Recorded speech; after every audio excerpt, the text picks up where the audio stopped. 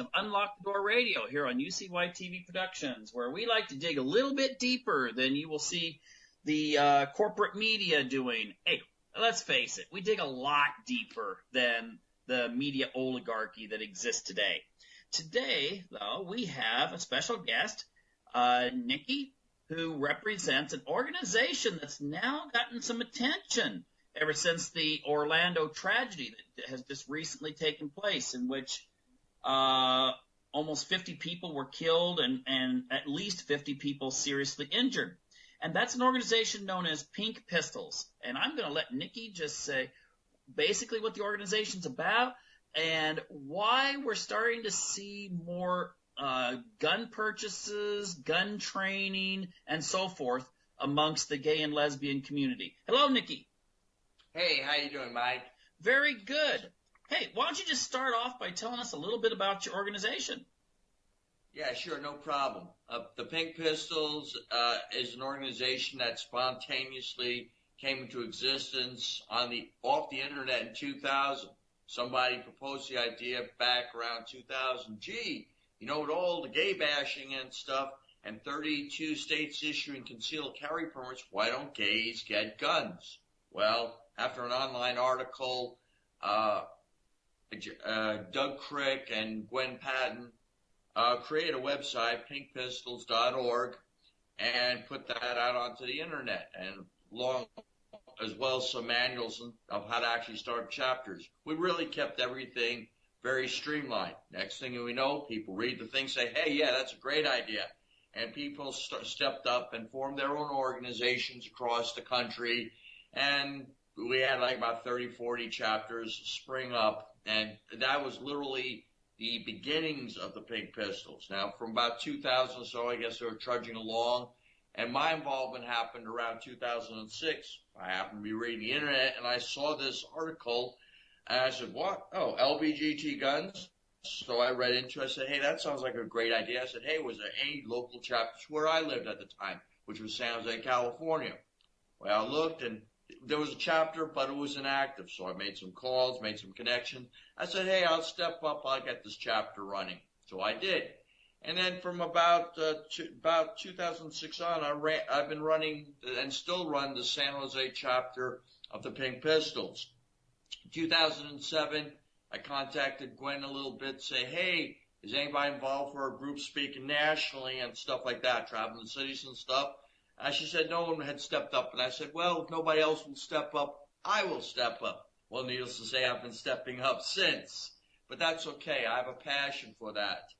Our message is simple. We do predominantly, most of our groups are social shoots at this time. We do training and education. We do familiarization. We get together. My group is now getting together at least twice a month. A lot of groups are doing at least once a month or more. And we basically, for the most part, we have a good time. We socialize. We're open to everybody that supports the message. Armed gays don't get bashed. We don't keep listing stuff. We don't turn people away. We help everybody because what we have found is that we do get people coming in who are not gay, but we find that while we're promoting gay rights in the gun community, in the mainstream, we're showing people that we're not these, we're not a them type group and stuff. So we've had good progress on both sides. So that's something I'm very proud of. Okay, I think there's a misperception many people get, and maybe it's because of how things are portrayed in the mainstream media, that all gay and lesbian bisexual people are necessarily, they accept the entire agenda that is usually presented by kind of for no other term, the left side of the political spectrum, which obviously that doesn't usually coincide with gun ownership and those kinds of things, which is presented as more of a right-wing type thing, I think, wrongly, but it's presented that way. Does this create a certain amount of problems in getting your message across?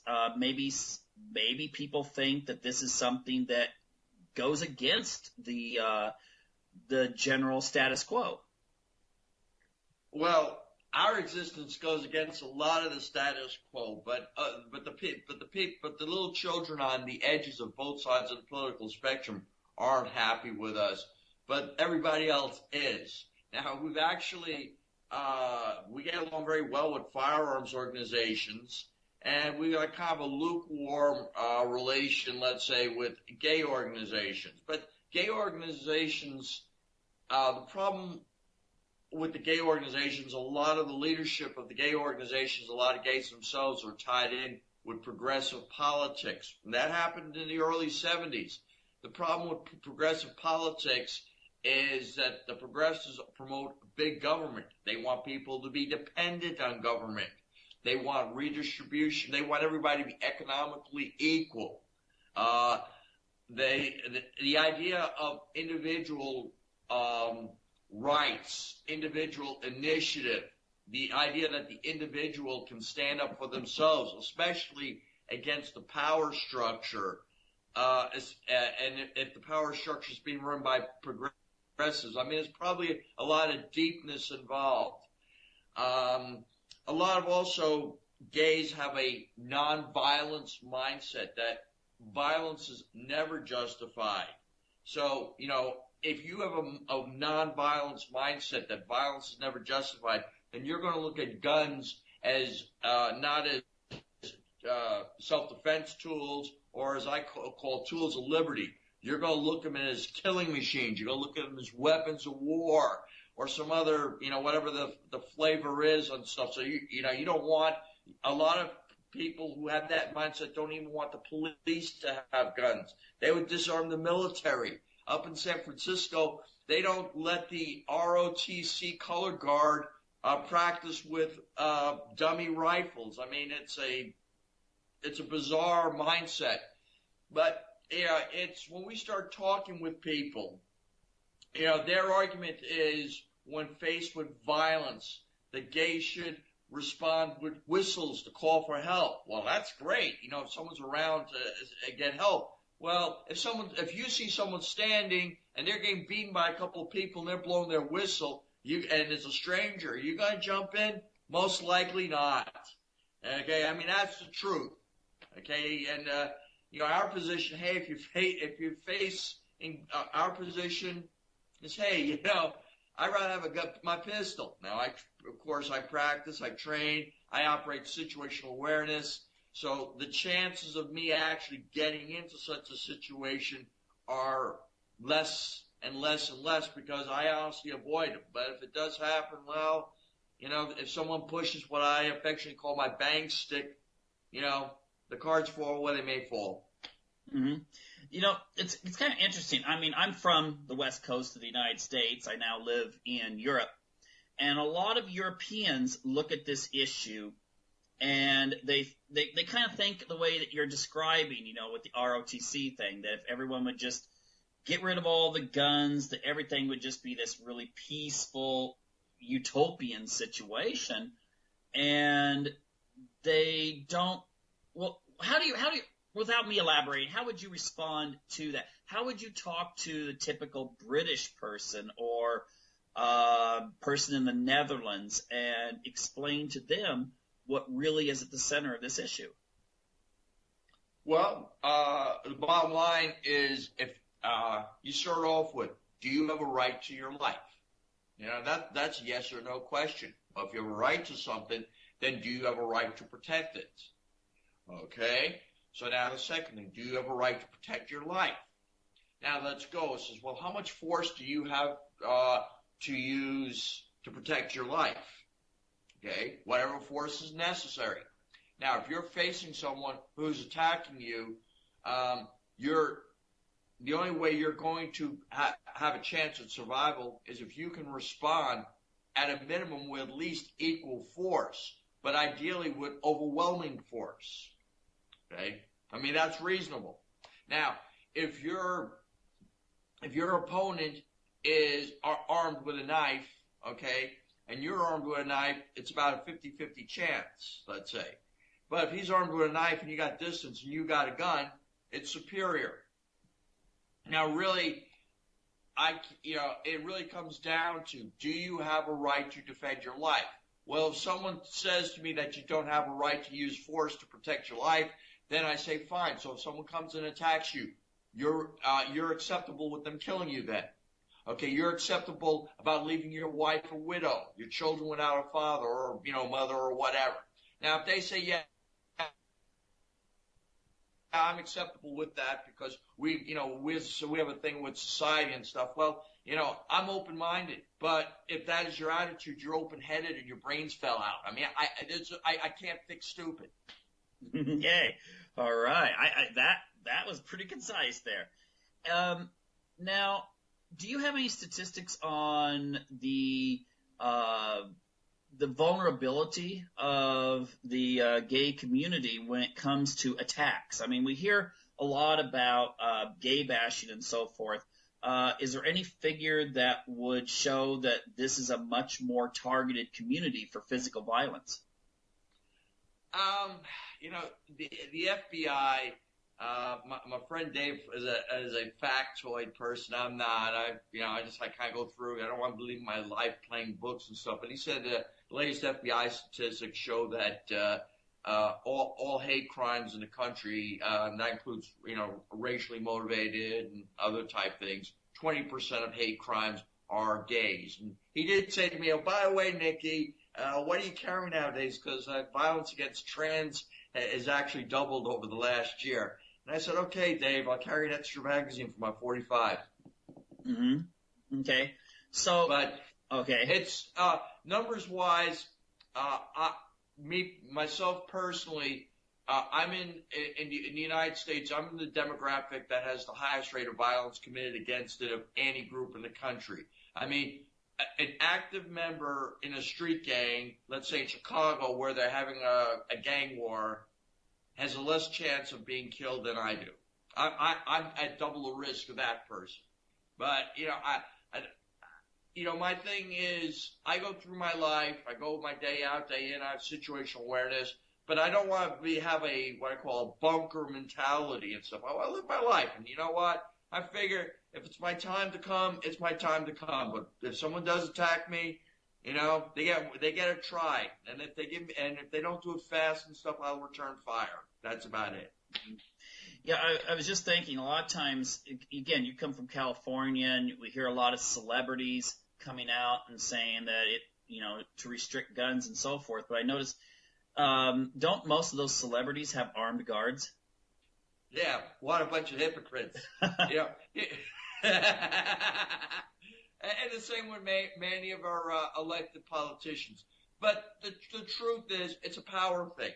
Because the reality is, if you look at our Second Amendment, there's been a lot of discussion about our individual right to keep and bear arms for self-defense. But inside it, there's also another part about our collective responsibility to maintain arms to protect us from foreign enemies, foreign and domestic. Now, domestic enemies would be actual government that has gone corrupt. Okay? Now,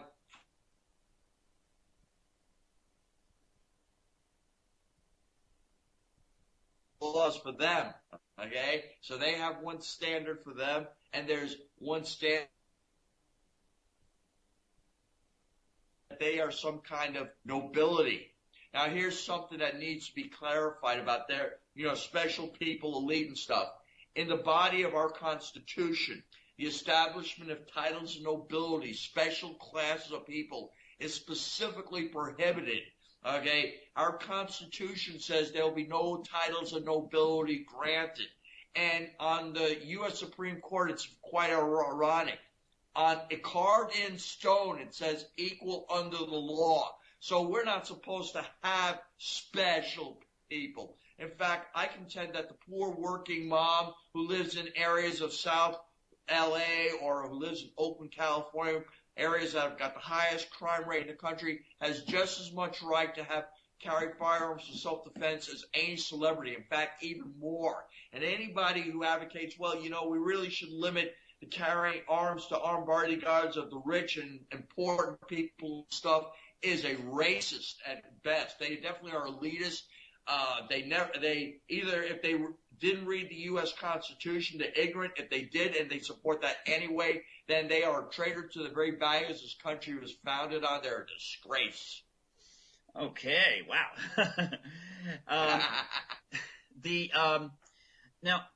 Now, your organization, I just want to make sure, your organization probably then has people that belong to a variety of political persuasions. You probably have people that are both Democrats and Republicans, don't you? And libertarians and socialists and, yada, yada, yada, too. The thing is that we agree to get at least with my group and with the groups, other groups I've talked with and stuff, we agree to get along and stuff. But we recognize that we just get together, we go to shoot and stuff, and we talk with each other and we persuade. Now it's not a matter of it's my way or the highway. Actually, we had some very, very lively conversations and stuff. And if our elected officials would do the same, our country would be so much better. Okay. Have you noticed, just out of curiosity, have you noticed that there's been an increase in perhaps, I don't know, support or sympathy for like Donald Trump during this time period? I really haven't paid much attention to Donald Trump. It's like I was following, but then, Donald Trump, his biggest problem, is he is his own biggest problem. He just can't control his message. He goes around. If you're going around insulting people, you piss off people. Mm-hmm. But he's not the only. Hillary and Donald aren't the only horse in the race. I noticed that the Libertarian presidential candidate Gary Johnson and former Governor Bill Weld are actually starting to get up. They're up. Last I looked, around 10% and growing. So, ironically, the Libertarians have the best candidates running for president between the three parties.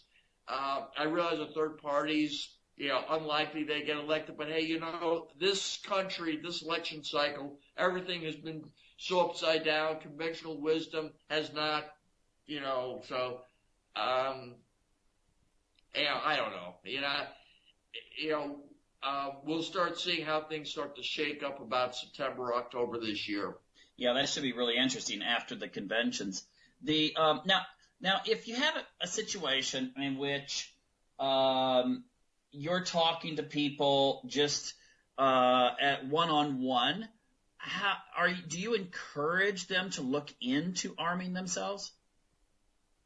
That is a personal choice. But if I'm talking with people, we go into the conversation. I ask them, first of all, are they a gun owner? If they say that they're not and stuff, and I said, well, I invite them to one of our shoots. We have outreach shoots and stuff. So they, well, hey, you'd like to come down, try, have a shoot? We run a shoot in San Jose the second Saturday of every month, and I have a bunch of people that volunteer their time. They donate the use of their firearms and ammunition, come down. A lot of people come down, they have a blast, and then if they want to pursue firearms ownership, a lot of times they'll contact me and they'll say, hey, Nikki, where should I start? But I'm not saying, hey, it's an individual choice because, it's not a matter you walk into a gun store and you plop down, $20, $30 and you get your gun. I mean, it's a significant investment. It's an investment for people. And then once you do get a firearm, I encourage people to be responsible firearms. So you got both a time and money investment. My standards, my personal standards and things that I recommend to people actually significantly surpass what current law enforcement and most agencies require their officers to do. Mm-hmm. Yeah, I would think it might be kind of intimidating for someone if they come from, let's say they come from an urban environment or they come from a progressive environment to actually take that first step into a gun store. I mean, it must seem like that you got this mental image, at least this is what I think a lot of people have, this mental image that everyone in the gun store is going to be like Merle or Daryl Dixon from The Walking Dead or something. and it's just going to be totally weird.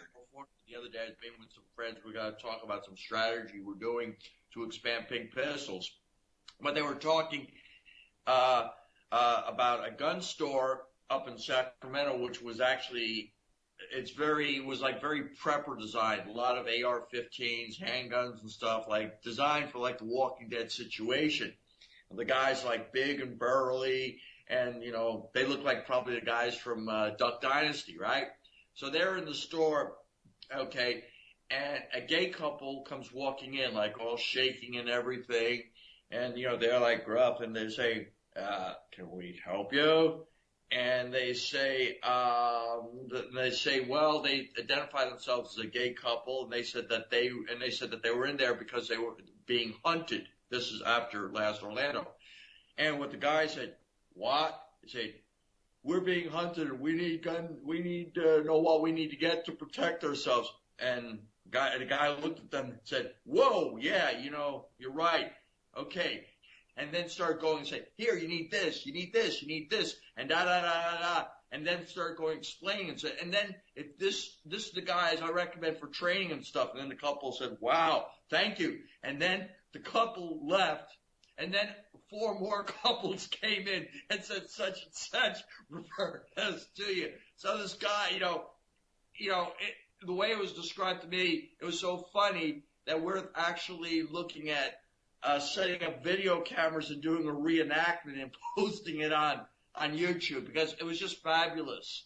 And it just meets a total stereotype of how, let's say, a gay couple would feel walking into like a paramilitary store, instead of guys, telling them about how they're, all the bad stuff and stuff. The guys, like, their eyes opening up. Oh my God, we have to help you. That's what happened. And so that's what we want to put out. Yeah, I think you should do the YouTube thing. I think that would be great as a way of showing that, if you go into a gun store, people aren't going to just be like, it's some scene from a Tarantino movie or something. Well, Tarantino takes ad libs on things, It's like, his movies are pretty gory and stuff, but then again, I appreciate artistic. One of my favorite Tarantino scenes actually was in the first Kill Bill movies, that restaurant scene with the crazy 88s where Uma Thurman, showed how effective one of those katana swords are. In fact, I bought it to katana. I just got to get sharpened and actually learn how to use it so I don't inadvertently lop off my own fingers or something. Yeah, that wouldn't be good for a trainer there to hurt yourself. Anyway, we only have a couple minutes left now. Now, for those who want to get involved in a chapter of Pink Pistols or learn more, what can they do to find out more? Well, right now, just go to Facebook and just put in Pink Pistols and look for the national organization, and just sign up on the Pink Pistols and go to Facebook and just say, hi, I'm John. I'm from such and such county, city, or whatever. I'm looking for chapters, because right now we're at a massive growth stage. Before the Pulse incident in Orlando, on our Facebook, we had about 1775 people. It wasn't that active.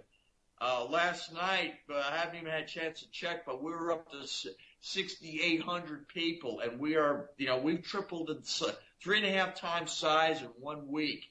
And a lot of people who are coming in are actually gun owners. A lot of them are gun owners.